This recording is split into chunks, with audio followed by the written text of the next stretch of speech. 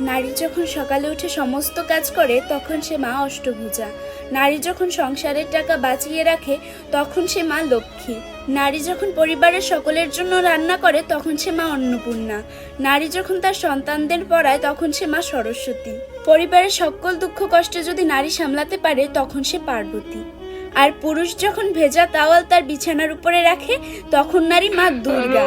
আর পুরুষের আনা কোনো বস্তু যদি খারাপ হয় তখন মা কালী।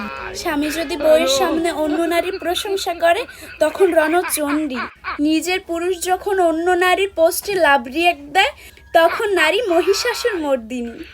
তো ভাগ্যবান তো সেই পুরুষ সমাজ যারা ঘরে বসে এতগুলো দেবীর দর্শন করতে পারে।